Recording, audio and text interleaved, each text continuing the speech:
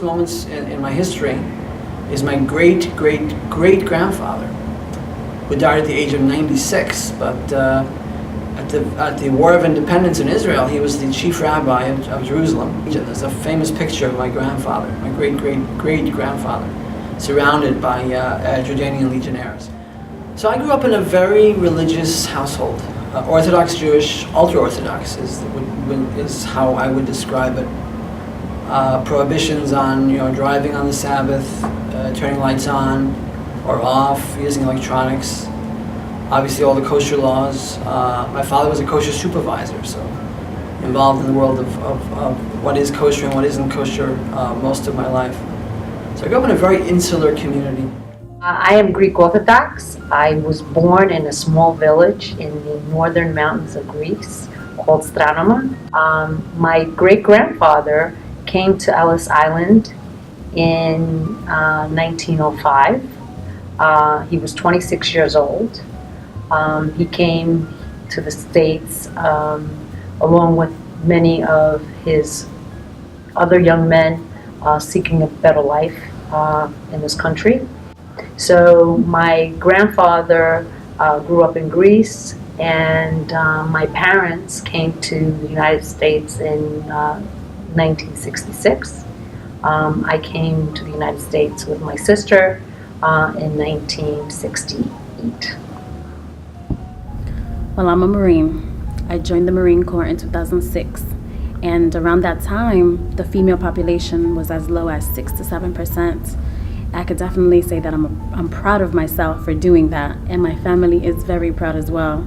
I can say that being a Marine and the training that we did has definitely worked on my leadership skills, because in general, in order to be a good Marine or a good leader, you have to first be a good recruit or a good listener.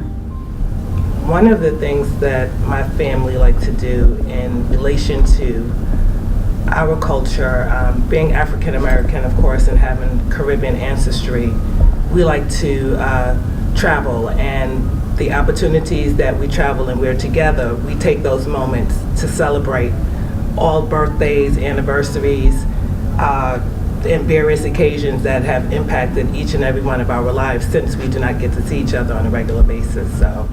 My mother grew up as a single parent, migrating from Puerto Rico, and migrated to New York, where I was born. And just bringing all those core values that she brought from Puerto Rico. She was a very hard worker, and she's made me the person that I am today. Always treat me how to respect others and treat people the way you would want to be treated is one of the best qualities that she's ever taught me in my life. And that's what I'm most proud of, my mom. Since moving to the United States in 2002, my close family, my parents, my cousins, my uncles, aunts, we've gotten together twice a year, especially for two festivals, Vaisakhi, which is a harvest festival, and Diwali, which is a festival of lights. It brings us together. We get to talk about how our past year has been and what we plan to do in the future. It's amazing to see the happiness and the joy at such a great time of my cousins and my close family. Our culture in Puerto Rico that I value is, for example, in the holidays, people are really open, and you can expect people to show up at your house in the holidays, and maybe 20, 40 people just show up unannounced. You might not even know them, a couple of them, and they'll be there, and you're expected to provide food and drink, and it draws people closer, and it's something that I think it's a good tradition.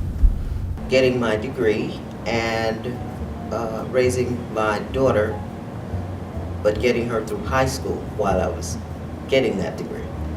I was able to show her as a woman, as a minority, that education is important and necessary. One tradition that my family does is every Thanksgiving, for an appetizer, we always try to have different foods from different cultures. So for instance, last year we had sushi, and we learned a little bit about the Japanese culture.